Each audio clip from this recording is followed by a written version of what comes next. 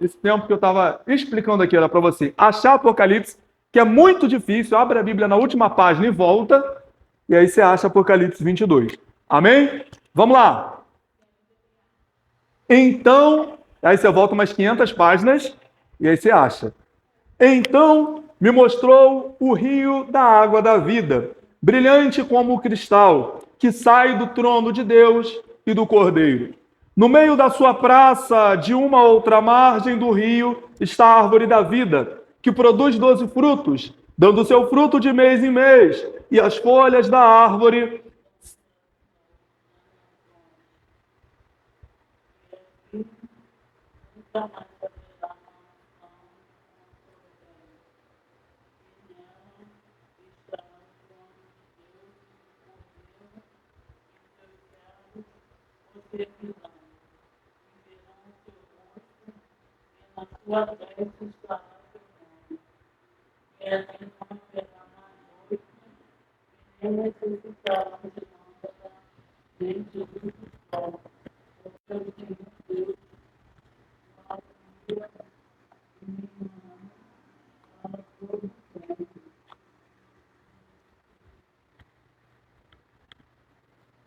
Pode continuar.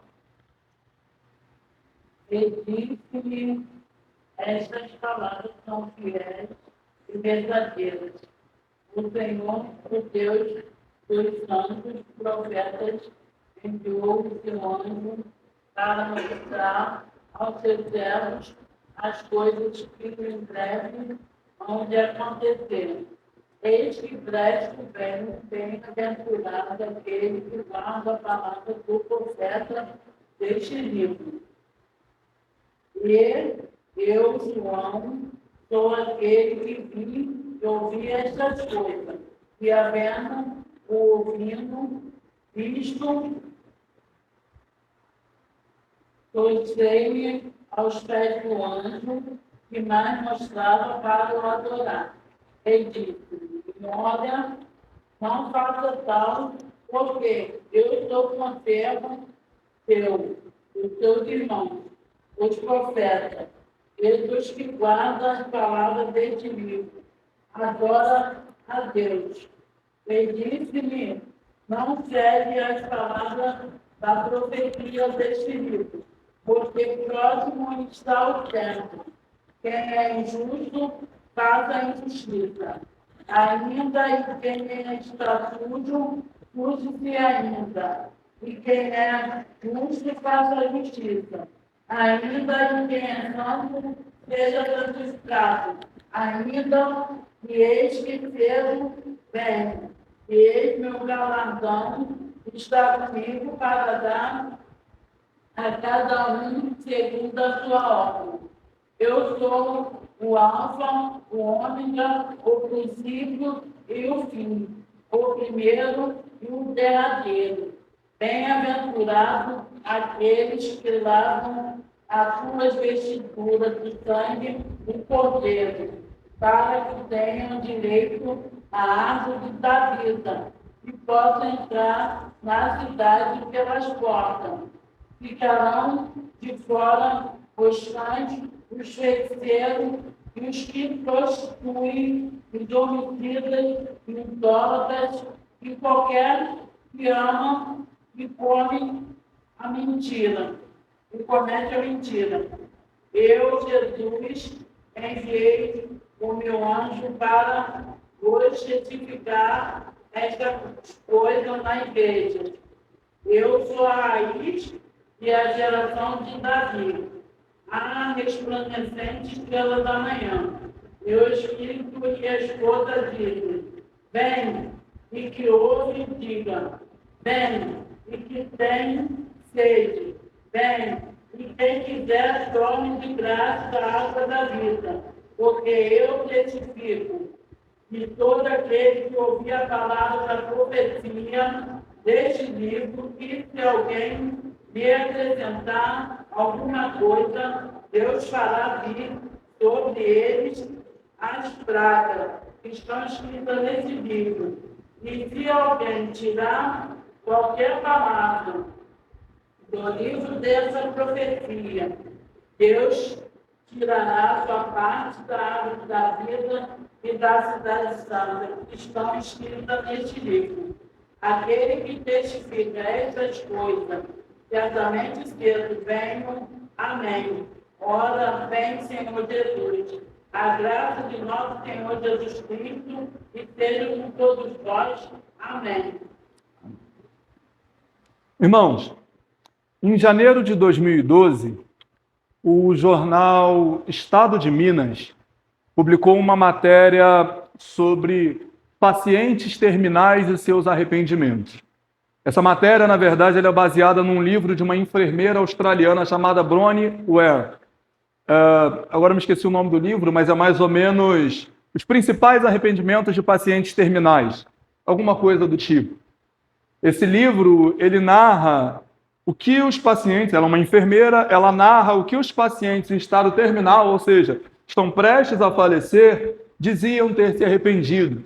E boa parte deles começavam assim: olha, se eu soubesse que eu morreria assim, se eu soubesse que esse seria o meu fim, se eu soubesse a quantidade de tempo que eu tenho, se eu soubesse, eu faria diferente, eu agiria diferente, se eu soubesse como seria o meu fim. E o questionamento de quase todos os pacientes é exatamente esse: se eu soubesse como seria o meu fim, eu teria, alguns, trabalhado menos, doado mais tempo para minha família, eu teria viajado mais, porque nenhum deles sabia como seria o seu fim. Disso, Deus nos privou. Disso, nenhum cristão vai poder falar: ah, se eu soubesse como seria o fim, porque Deus ele nos deixou escrito como será o fim. Na última semana, nós falamos sobre a Nova Jerusalém, a santa cidade, a santa noiva que desce do céu, com o brilho do sol, com a lua sob os seus pés, com o resplendor, com a glória do próprio Deus. E agora, João ele conclui essa história falando sobre essa cidade. Ele começa dizendo: olha, há um rio. E eu gosto disso, porque ele está falando da cidade, ele está mostrando a cidade. Ele começa lá no versículo 1, e esse anjo me mostrou um rio. E aí a gente entende o Salmo 46. No verso 4 fala do rio, mas começa da seguinte forma, o Salmo 46. Deus é o nosso refúgio e fortaleza, socorro bem presente na hora da angústia. Por isso, não temeremos, ainda que a terra se mude. E ele vem falando de características da terra. Ainda que a terra seja transformada, ainda que os montes se transportem para o meio dos mares, ainda que as águas bramam e rugem, ainda que os montes se abalem pela sua braveza.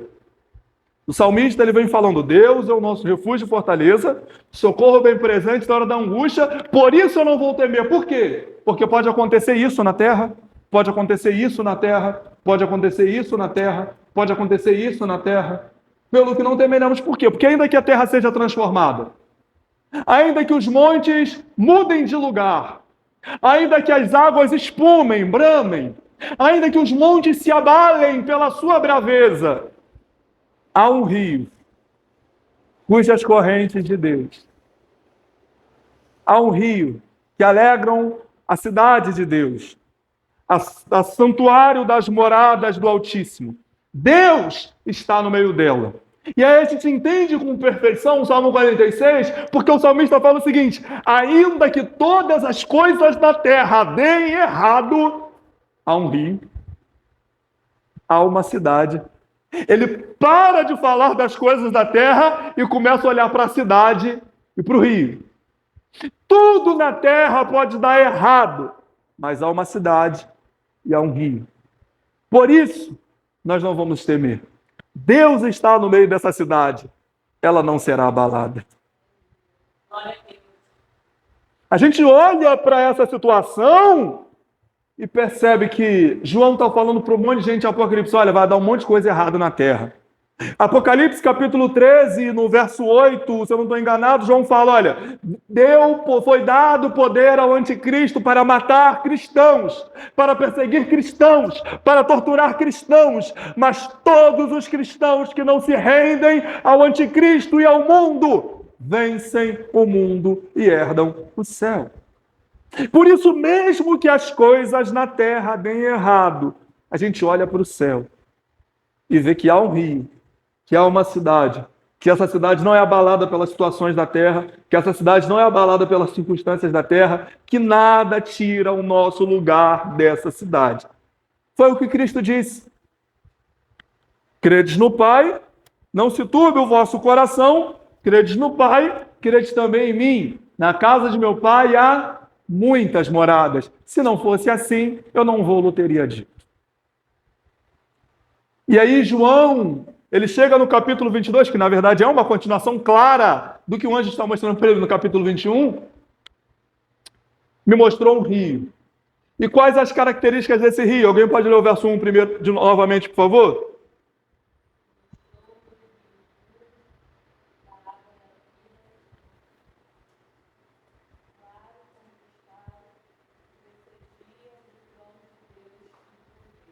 Mostrou um rio da água da...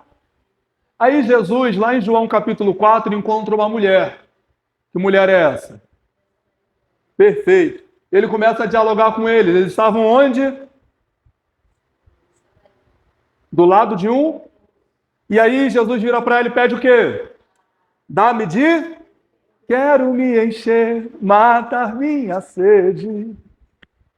E ela responde, como pode tu, sendo um homem judeu, pedir água para mim, que sou mulher samaritana? E Jesus diz para ela, mulher, se tu soubesse quem é que está falando contigo, tu me pediria água. E eu te daria de beber uma água que jorra para a vida. Entende o que Jesus, qualquer pessoa que fale que essa água da vida eterna que Jesus está falando não é o próprio Espírito, não é a presença do próprio Cristo, a pessoa do Espírito, está falando heresia. Jesus não estava prometendo a sua virilidade, não estava anunciando a sua virilidade para aquela mulher. Ele estava falando exatamente dessa água que aparece no capítulo 22, que jorra para a vida eterna. Vida eterna, irmão, somente em Cristo. É legal porque agora João está falando disso, mas se você volta no capítulo 7, no verso 17 de Apocalipse, o que está escrito? Capítulo 7 e 17 de Apocalipse.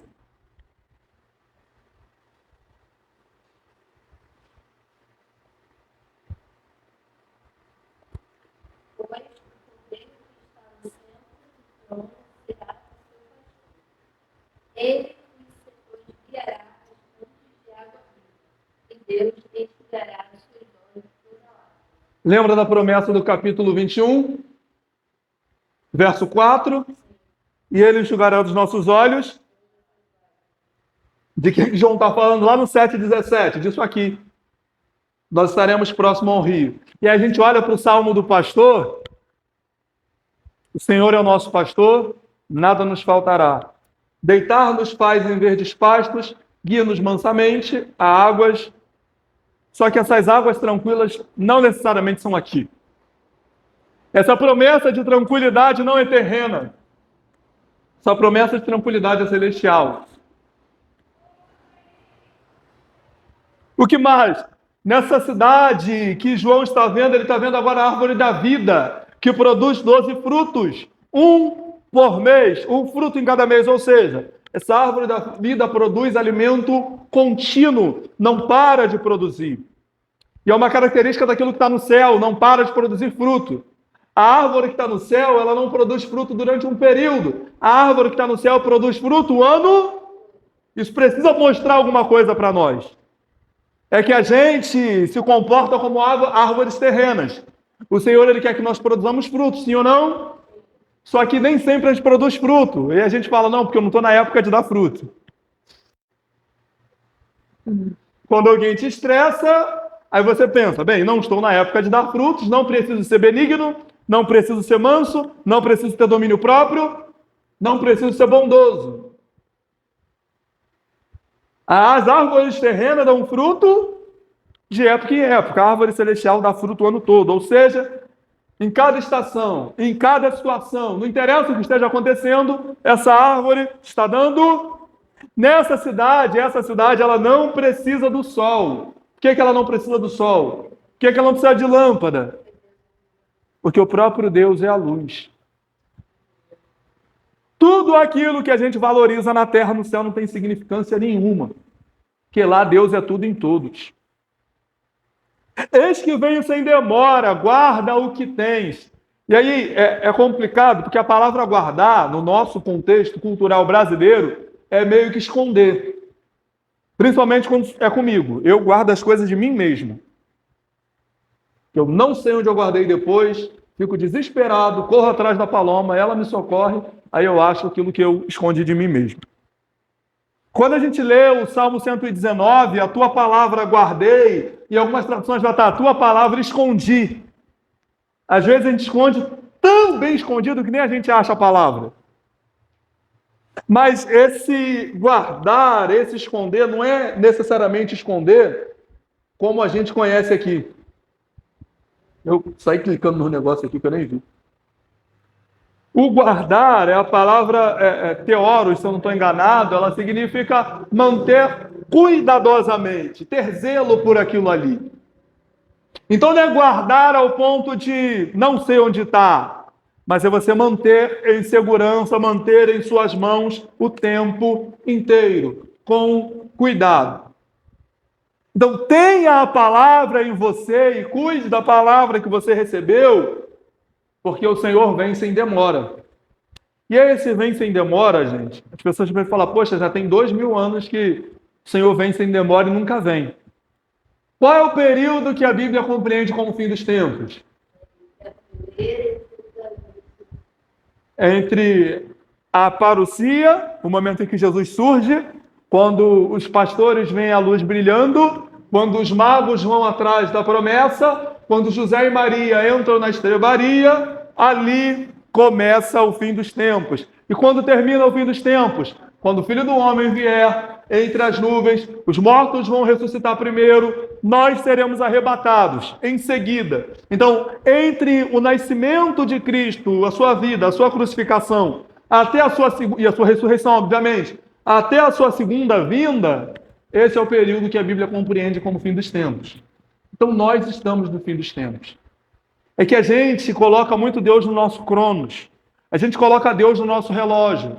E a gente acha que Deus tem que agir como a gente pensa na nossa cronologia. Não é assim. Quando Deus falou que vem sem demora, irmão, ele vem. É certo que ele vem. Eu nunca vi Deus prometer alguma coisa e não cumprir. Nunca vi. E não vai ser dessa vez. Além do que, ele vem para um monte de gente todo dia. Todo dia o Senhor Jesus volta para alguém. Loucos, e se hoje te pedirem a tua alma, o que tu tens preparado e para quem será. No verso 8 e no verso 9, João faz uma coisa que a gente não faz. Lembra o que acontece no capítulo 19? Lá no verso 7, se eu não estou enganado, quando João, no verso 10, quando João, encantado com a palavra, maravilhado com a palavra, extasiado com a palavra que ele está recebendo do anjo, ele se prostra a fim de adorá-lo? Pois é. Enquanto nós normalmente buscamos esconder as nossas falhas, ocultar os nossos defeitos, porque a gente, de uma forma errônea, aprendeu assim, mas não é assim, biblicamente, aquele que confessa e deixa é o que alcança a misericórdia. João fala, eu, João, que estou escrevendo isso aqui, sou aquele que quando o anjo estava falando comigo, me prostrei para adorá-lo. E o anjo me corrigiu. Falou assim, não, adora a Deus porque eu sou servo igual a você. João ele faz uma confissão, não são as confissões de Agostinho, não. Aqui, no caso, são as confissões de João mesmo.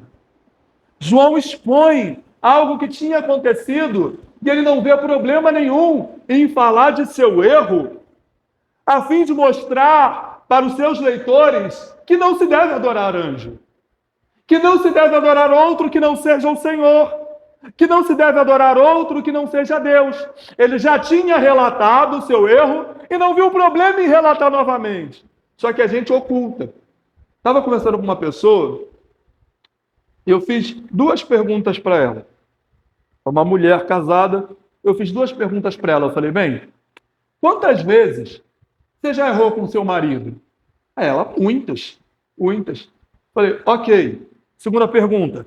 Quantas vezes você disse para o seu marido, eu estava errada, me desculpa? Aí ela, nunca. Então tem alguma coisa errada aí. Se você já errou muitas vezes e nunca falou eu estava errado, irmão, olhe para Romanos 3. Toda vez que eu me acho bom, vou para Romanos 3. Todos pecaram. Instituídos foram na glória de Deus. Eu arrumei um problema aqui, porque de repente eu não expliquei muito bem. Mas eu sempre abro o momento para vocês perguntarem. E quase ninguém nunca pergunta. Mas uma pessoa saiu daqui revoltada, falando que a igreja estava pregando contra as boas obras. Que a igreja não queria fazer boas obras. Porque eu falei que a salvação não é pelas obras. E a pessoa falou que não volta mais. De fato, a salvação não é pelas obras. Mas isso não é uma pregação contra as boas obras. É que a gente ignora o livro de Mateus, se eu não estou enganado, no capítulo 7, verso 4, se eu não me engano é isso, se não for o 7, é o 6 ou o 5, mas é por ali, entre o 5 e o 7. O que faz com a sua mão direita, esconde com a esquerda. A igreja não divulga, mas ela faz. Faz até mais do que poderia, inclusive.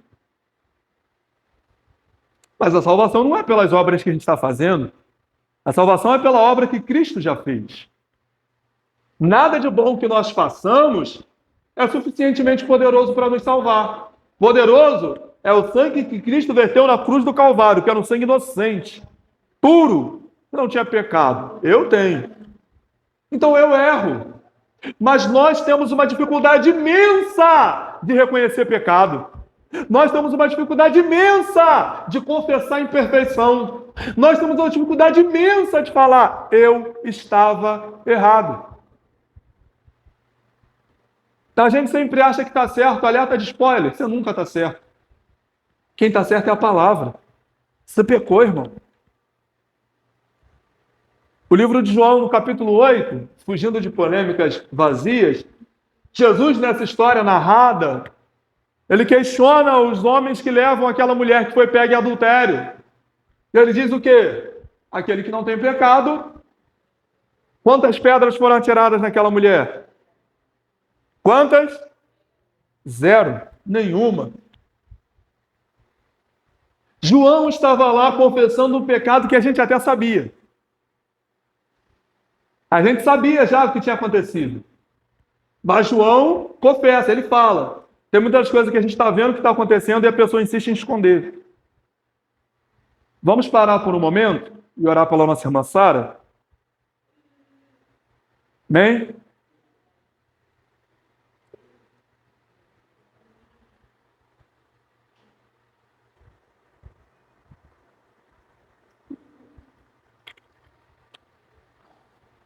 Amém? Vamos lá. Obrigado. No verso 10, o anjo que está falando com João fala para ele, olha, não cele as palavras dessa profecia. E é curioso porque lá no livro de Daniel, o Daniel também é um livro escatológico. Principalmente no capítulo 9 ao capítulo 12, muito do que aparece em Apocalipse está lá em Daniel. Eu lembro de, no começo do nosso estudo, ter falado com os irmãos para que, se possível, lessem o livro de Daniel, especialmente do capítulo 9 ao capítulo 12, porque você vai fazendo os links e vai entendendo muita coisa que, por vezes, pode ficar obscura. No livro de Daniel, você consegue, muito obrigado, você consegue trazer a luz pelo livro de Apocalipse. Por favor, alguém abre aí, por favor, em Daniel, capítulo 12. Vamos ler o verso 4 e o verso 9. Daniel 12, verso 4 e 9.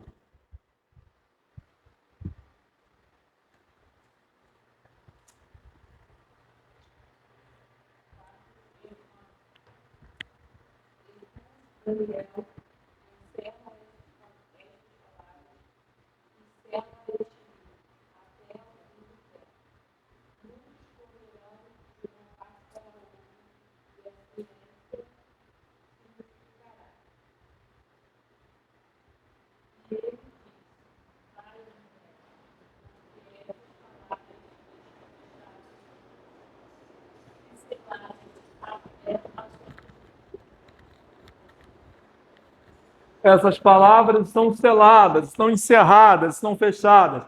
Lembra que o conceito de selar, gente, do livro né, era um pergaminho. Então, quando a pessoa vinha com um selo, ela fechava o final do pergaminho com o seu rolo e aquele selo só sendo quebrado para que o livro fosse aberto.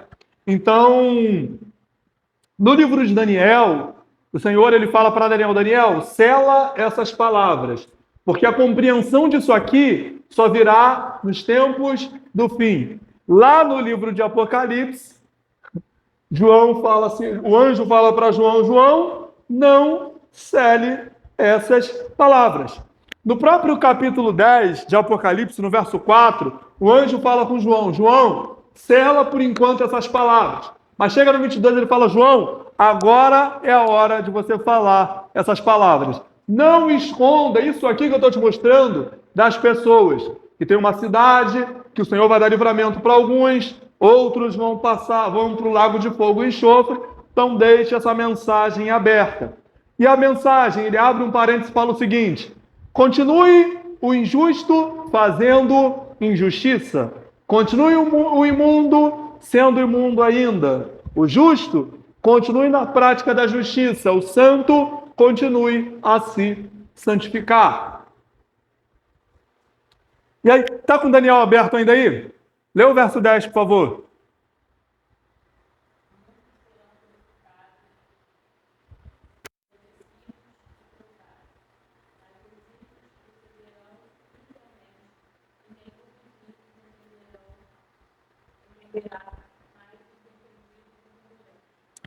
Quando abra em 2 Timóteo 3,13, enquanto isso, vocês lembram o que acontece com o povo, com os adeptos da Grande Babilônia, quando a Grande Babilônia está pegando fogo e está caindo? O que acontece com eles? Como eles estão?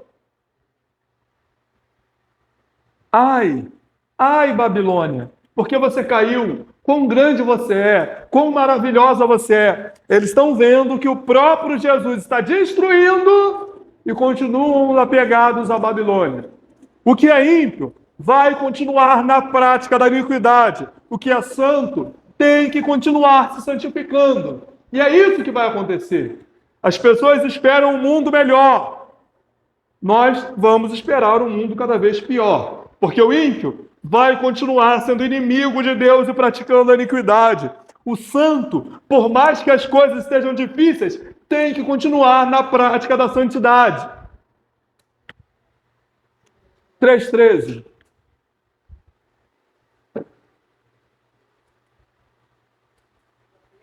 Por favor.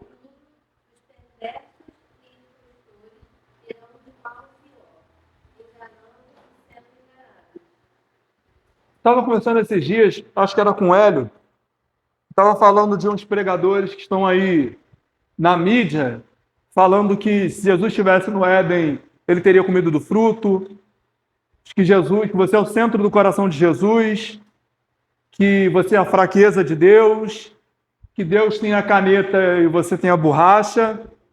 Um adendo para comentar que não existe borracha que apague caneta. Outros que falam que Jesus ofereceu sua sexualidade para a mulher samaritana. Os mesmos que falam isso, falam que a Bíblia não é inerrante, que a Bíblia não é a palavra de Deus. E a gente estava conversando e falando, esse pessoal não se arrepende. E, de fato, muitos deles não vão se arrepender. Porque o ímpio vai continuar praticando a iniquidade.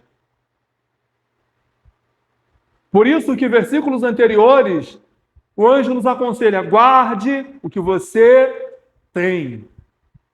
Preserve o que você tem. Paulo instrui a Timóteo, nós vemos a segunda carta aqui, um pedacinho, mas Paulo instrui a Timóteo, e aí eu super indico Amado Timóteo, de Marco Teles, para que você ouça. Se você ouvir e não chorar, ouve de novo. Você não ouviu certo, tem que ouvir de novo para chorar.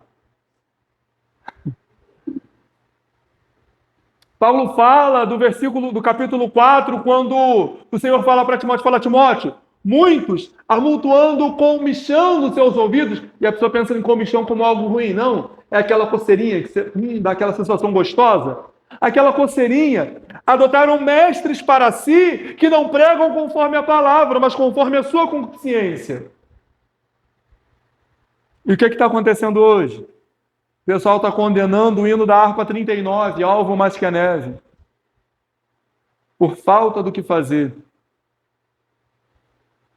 Cristãos, ou melhor, pessoas que se dizem cristãs, abraçando causas que nada se assemelha ao cristianismo, do contrário, são opostos ao cristianismo, como o comunismo. Quantidade de pastores que se dizem comunistas, irmãos. O comunismo é inimigo do evangelho. O comunismo tem um Estado como Deus. O nosso Deus é Jesus Cristo. Essas coisas não vão melhorar. O ímpio vai continuar praticando a maldade. Nós que somos santos, precisamos continuar nos santificando. Quem é sujo, suje-se mais. Quem é limpo, limpe-se mais. Queria ler de novo do 12 ao 14 com vocês. A gente já está terminando.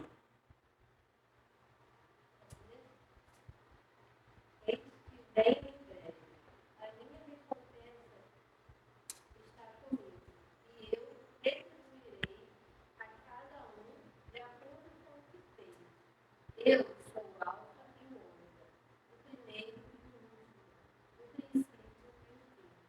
Felizes os que lavam as suas vestes, e assim têm direito à árvore da vida, e podem entrar na cidade que eles moram. Vamos lá, primeiro ponto que a gente tem que esclarecer. O que é galardão? Porque durante muito tempo as pessoas confundiram galardão com salvação. Uma coisa não tem nada a ver com a outra.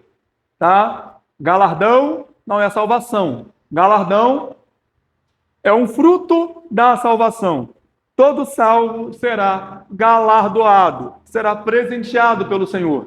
Do contrário do que algumas pessoas pensam, galardão não é o tamanho da sua casa no céu, tá bom? Que senão Paulo teria uma mansão com 6 suítes e eu ia morar numa kitnet, talvez no Minha Casa Minha Vida. Não é a mansão que você vai morar no céu, galardão, tá bom? Mas é a recompensa que o Senhor nos dá mediante o que nós fizemos por Ele. Não tem a ver com a salvação. Nós já somos salvos pela graça. Mas agora, Paulo não vai ganhar a mesma coisa que o ladrão da cruz. Percebe? Não vai. Paulo, ele trabalhou para Jesus, ele entregou a sua vida para Cristo. E aquele que entrega a sua vida achará algo muito maior em Cristo Jesus. Aquele que ama a sua vida, perdê-la-á. Aquele que deixar a sua vida por amor de mim, achá-la-á, disse Jesus de Nazaré. Então, o galardão é segundo as obras, mas a salvação é pela graça, somente pela graça, nada além da graça. E aí Jesus diz, eu sou o alfa e o ômega. O que é alfa?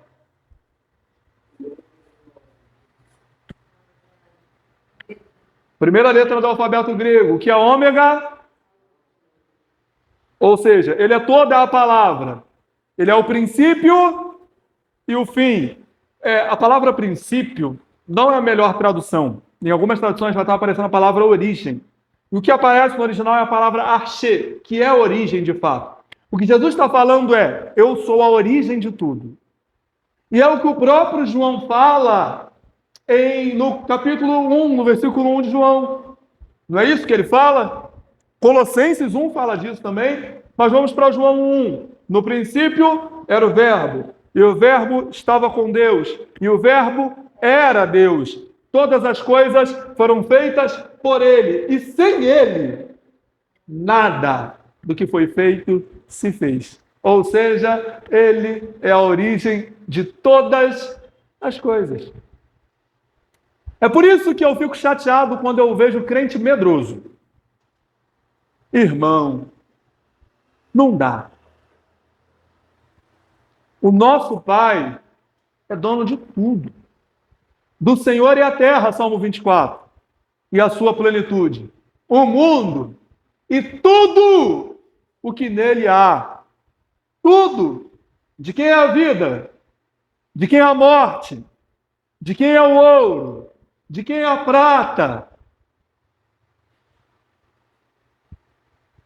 Então, irmão, o que você teme? Provérbios 24:10. Se te mostrares medroso, frouxo, no dia da tradução melhor é frouxo.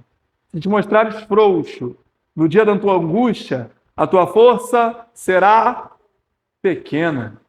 A Bíblia não condena a angústia, mas a Bíblia condena o medo, a frouxidão. A angústia todo mundo vai ter. Mas Jesus Cristo dobrou o seu joelho quando ele estava em profunda angústia. Jesus Cristo, irmão, estava com os 11, porque a essa altura Judas já tinha saído, foi mais adiante com os 3, falou que estavam em profunda angústia, mas não se contentou em falar para os 3. Dobrou o seu joelho para colocar a sua angústia diante do Pai. Como Jesus Cristo levantou sua oração? Tão forte, mas tão forte, que o livro de João nos revela que, o Evangelho de João nos revela que, quando foram perguntar quem era Jesus, e ele disse: eu sou, toda a tropa, todos os soldados, todos aqueles que foram buscar Jesus, caíram no chão.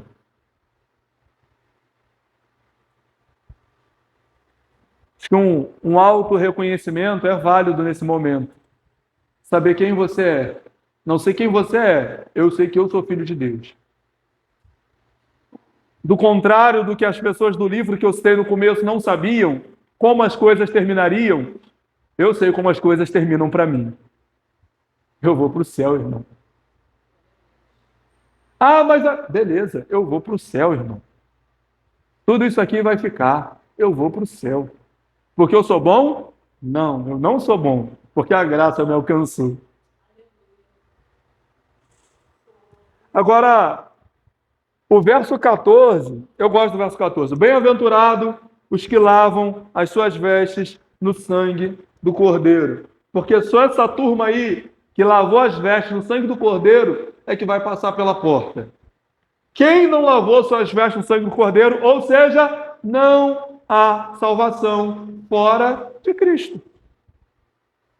Todos os caminhos te levam a Deus, só há salvação em Cristo, irmão. Fora de Cristo, não há salvação. Vai lá para João capítulo 10, por favor. João 10.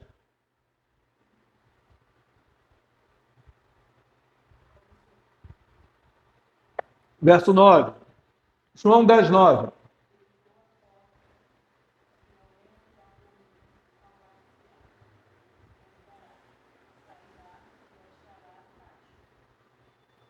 Jesus Cristo diz, eu sou a... Jesus Cristo não diz, eu sou uma porta. Jesus Cristo diz, eu sou a porta. Se alguém entrar por mim, será salvo. Só dá para ser salvo passando por essa porta. Se você avança uns capítulos, chega no 14, no verso 6, Cristo disse o quê? Eu sou o caminho, a verdade. Ninguém, se não for... Ele é o caminho e ele é a porta. Ou seja, em momento nenhum dá para sair de Jesus. Em momento nenhum dá para sair de Jesus. Até porque nenhuma condenação há apenas para aqueles que estão em... Então, irmão, o que você teme? Você está em Cristo? Você está em Cristo? Se você estiver em Cristo, irmão, e Cristo estiver em você, como diria lá o comercial das organizações Tabajara, César, seus problemas acabaram. Não é que você não vai ter doença, não vai ter boleto, não. É que a doença pode vir, passar, o boleto vem, você paga, daqui a pouco vem outro, você paga de novo. Mas a hora que todas essas coisas peregrinas acabarem, você vai abrir o olho no céu e vai ouvir assim, ó. Vinde benditos de meu Pai, e adentrar o reino que vos foi preparado desde a criação do mundo. É por esse prêmio que a gente vive, irmão. Essa tem que ser a coisa mais importante da nossa vida. Você tem que acordar pensando nisso, tem que dormir pensando nisso. Antes de orar quando você for dormir. Antes de dormir quando você for orar. Tem gente que já ora dormindo, é tudo uma coisa só, né? Acorda 3 horas da manhã de joelho e fala, meu Deus, o que eu estou fazendo aqui? Já aconteceu comigo, gente. Eu começar orando, estou de joelho lá falando, Senhor, toma a vida do César nas tuas mãos, Pai. Visita o seu filho, Senhor. Por que o pé que perdeu aquele gol, meu Deus? Aí eu vejo que eu já estou dormindo. Então, tem que orar em pé. Tomar de joelho aqui vai dar ruim. E geralmente é na sala. Fico imaginando o vizinho olhando da janela do outro lado e vendo aquela doideira. Não tem outro caminho que não seja Cristo, irmão. Se você quiser que qualquer pessoa que você conhece seja salvo, apresente Cristo. Sem Cristo, não há salvação. É impossível o homem ser salvo sem Cristo. Impossível. Não tem como. Você precisa crer em Cristo para ser salvo. Quem não crê em Cristo não está salvo. É muito legal, é muito gente boa, é muito bacana. Esse marido é excelente, pai é exemplar e vai para o inferno. Porque não crê em Cristo Jesus. É um pecador miserável que não crê em Cristo Jesus. Nós somos pecadores miseráveis que passamos a crer. Essa é a grande diferença. Verso 15, ficam de fora os cães. E aí, ô Nicole, você que tem aquele monte de dálmata lá, pode olhar para esse versículo e ficar um pouco chateado. São quantos cachorros tem lá, Nicole? Misericórdia. 4 cãezinhos. Ficam de fora os cães, mas Sansão não é pro céu mesmo, não. Atribulado aquele cachorro. Gente, não é literalmente os cachorros, tá bom? Calma. Nem que cachorro não tem alma, gente. Não. Cachorro é só corpo. Eu já fiz enterro de cachorro e um presbítero da igreja falou que o cachorro estava no céu dos cachorros. Eu orei e falei, Senhor, recebe. Tinha 6 anos de idade, gente. Nunca vou esquecer disso. O presbítero já é um homem falecido. Nós fizemos o enterro do cachorro dele. Nós amávamos aquele cachorro. Morava de frente para minha casa. Nós fizemos o enterro no quintal dele. Choramos, cantamos uns hinos da harpa e oramos para Jesus receber aquele cachorro. A primeira vez que eu dei uma palavra num culto fúnebre foi no culto daquele cachorro. E ali eu descobri o meu ministério. Quem conhece a história vai entender.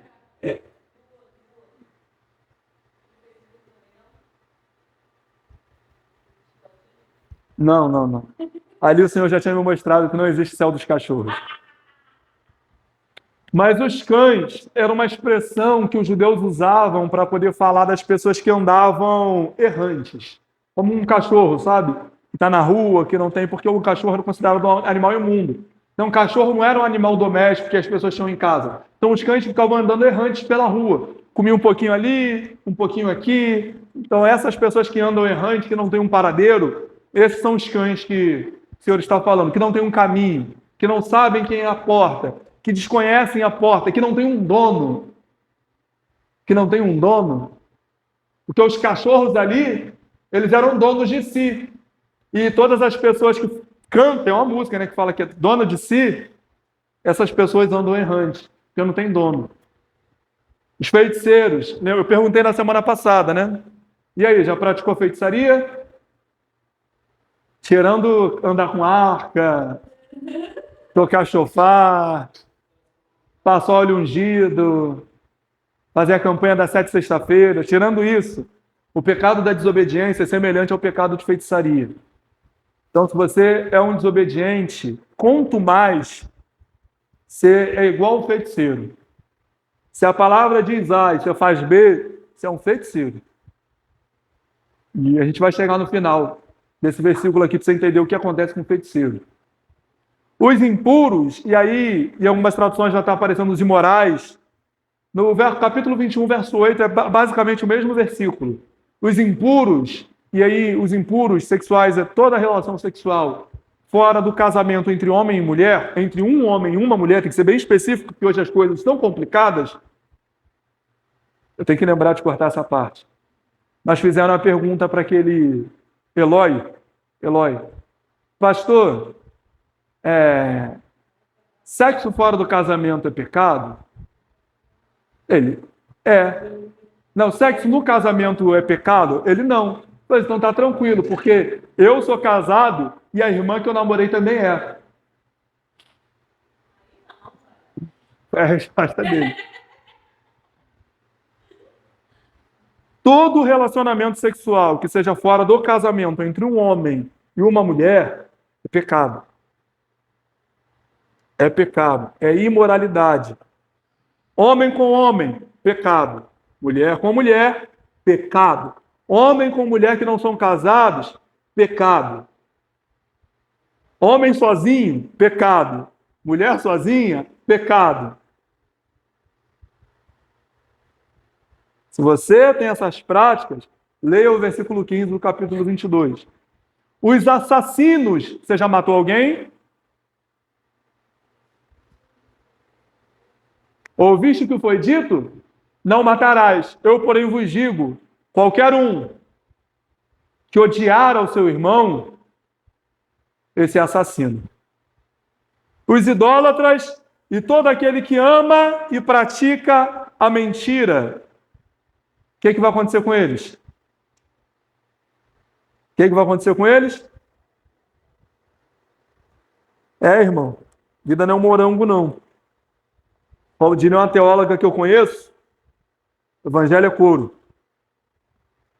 Todas essas pessoas ficam de fora, todas. Mas, para não dizer que eu não falei de flores, Jesus, ele aparece e ele fala no versículo 16, eu sou Jesus. Eu enviei meu anjo para testificar a vocês essas coisas. Eu sou a raiz e a geração de Davi, a brilhante estrela da manhã.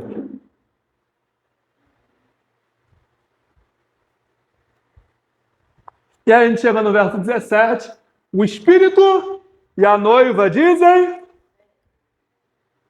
Você está dizendo vem, irmão? Ou você está dizendo espera?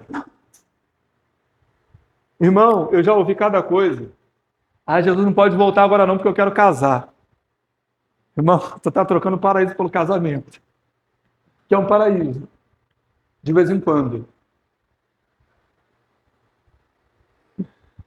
Aquele que ouve, diga. Aquele que tem sede.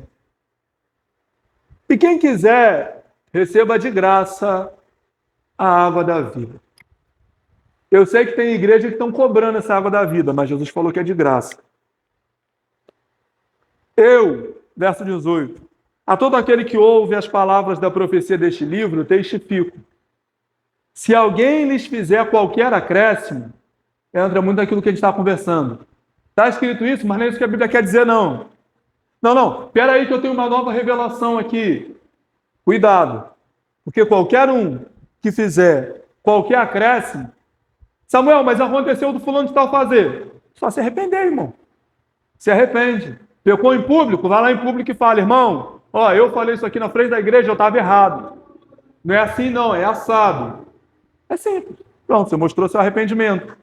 Mas você falou besteira. Pregou que se Jesus estivesse no Éden, tinha comido do fruto. E não foi diante daqueles mesmos irmãos para falar que você falou besteira aquele dia, está enquadrado nisso aqui. Qualquer um que acrescentar qualquer coisa, e aí, geralmente alguns irmãos perguntam, Samuel, tem problema como se eu mandasse na vida de alguém? Eu não mando nem na minha. Tem problema de visitar outras igrejas? Claro que não. O problema é que o senhor vai ouvir lá. Deixa eu conjecturar aqui sem ferir as Sagradas Escrituras. Irmão, conjecturou, já feriu. Já feriu. Estava com Davi na igreja, e aí o irmãozinho, e Davi não vestia nada. E aí o irmãozinho empolgado, falou assim, deixa eu conjecturar. Aí o Davi, para! Que isso, mano? Se controla.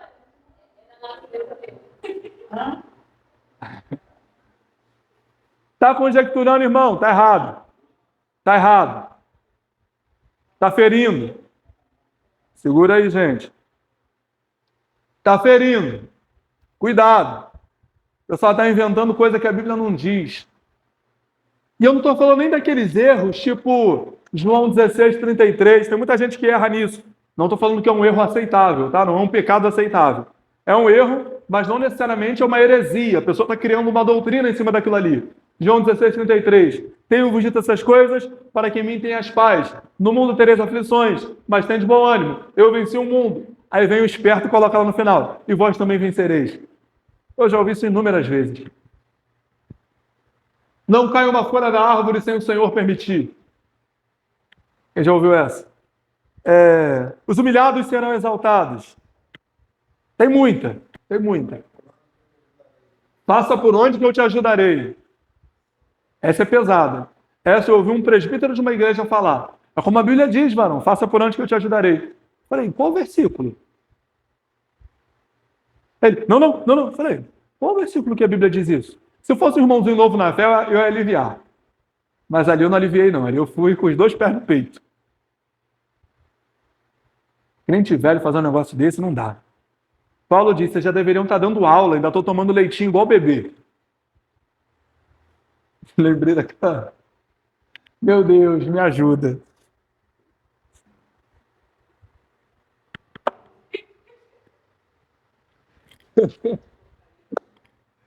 Rapaz, você tem que parar de mandar isso. A minha mente é muito boa, eu lembro fácil. O irmão convidando as pessoas a se alimentar como um bebê. Enfim. Lembrou? Depois eu falo. Amém. Glória a Deus. E se alguém tirar qualquer coisa das palavras do livro desta profecia, aí entra a teologia da Xuxa. A gente precisa tirar algumas coisas da Bíblia. Tira. Vai lá. Se alguém tirar qualquer coisa deste livro, Deus tirará a sua parte da árvore da vida, da cidade santa e das coisas que se acham escritas nesse livro. Vai lá atualizar a Bíblia, bonito. Vai lá. Precisamos de parar de condenar pessoas. Eu não condeno ninguém, eu não sou juiz, quem condena é a palavra. Eu não julgo ninguém, eu não sou juiz, quem julga é a palavra. Agora, se a palavra está indo em contra você, se converta a ela. Se submeta a ela. Ou vá para o inferno com a sua convicção. São essas 2 opções que você tem. Gostaria de inventar, mas não tem purgatório, não tem meio termo. Ou você se submete à palavra, ou você vai abraçado com as suas convicções para o fogo do inferno. É bem simples. Bem simples. Então, cuidado com esses homens que dizem que a Bíblia tem que ser atualizada. A Bíblia é mais atual que o jornal de amanhã. E aí, para a gente terminar, verso 20 e 21, o Senhor diz o seguinte: aquele que dá testemunho dessas coisas diz, certamente venho sem demora. E aí uma segunda voz diz, amém. Vem, Senhor Jesus. A graça do nosso Senhor Jesus seja com todos. Não necessariamente todos, né? Não está falando de uma universalidade. A salvação não é universal. Ela é exclusivista, apenas para os que creem. Então, esse todos aqui inclui os que creem. Não são todos, são todos. Então, irmão, o evangelho não é cor-de-rosa, o evangelho não é feito de algodão doce, o evangelho não é mamão com açúcar.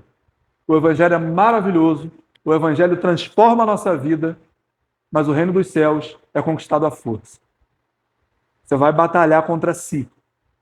Você vai matar as suas vontades. Você vai crucificar a sua carne. Você vai dar voz ao Espírito Santo de Deus que habita em você. E essa luta é diária, é constante. Diariamente, você vai ter que negar vontades pecaminosas da sua carne.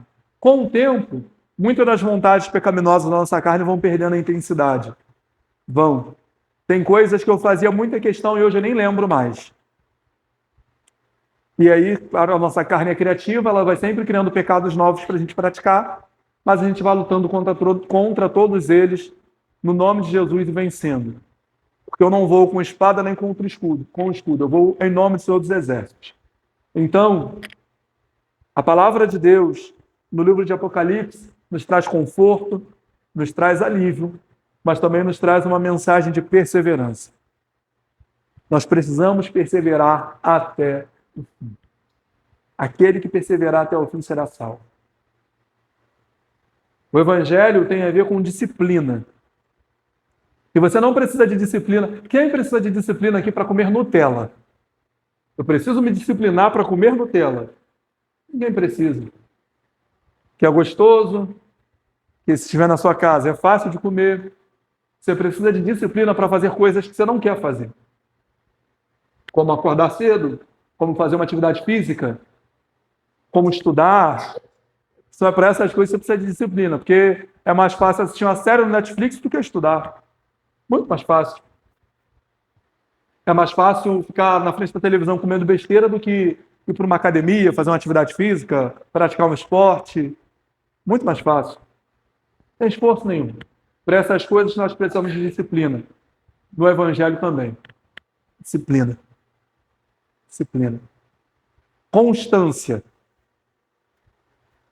Não é os que perseveram e param. O Senhor não tem prazer nos que retrocedem.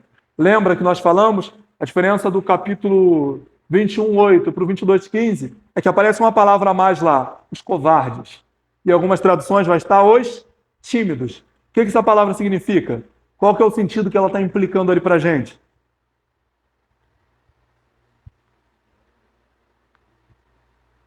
Não são os introvertidos. Eu falei disso na última semana. São aqueles que começam e param. Começar e parar não é o suficiente. A gente vai até o final. Vai até o final. E por que o Senhor nos deixou o livro de Apocalipse? Para avisar, olha, vai piorar as coisas. As coisas vão, o calo vai apertar ainda mais. Mas continuem. Continuem, porque vocês vão vencer. E aí, quando a gente venceu o mundo, irmão, quando isso tudo daqui acabar, eu lembrei, inclusive, daquela música, né? Vai abalar, quando Jesus voltar ao mundo. Vai abalar. Pelo prêmio da soberana vocação. Você não vai vencer o pecado para que Deus te dê dinheiro. Você não vai vencer o pecado para que Deus te dê saúde. Você não vai vencer a sua carne para que tudo corra bem na sua vida aqui. Você vai continuar vencendo a sua carne pelo prêmio da soberana vocação que está em Cristo Jesus. Amém? Assim a gente termina a nossa série em Apocalipse, pelo menos nessa primeira temporada. É possível que no futuro a gente volte a estudar Apocalipse, e aí também possivelmente com outro professor que não seja eu, mas até aqui nos ajudou o Senhor, e por isso estamos alegres. Alguma dúvida? Algo a acrescentar? Esse é o momento. Fale agora, ou fale agora, não se cale para sempre, por favor.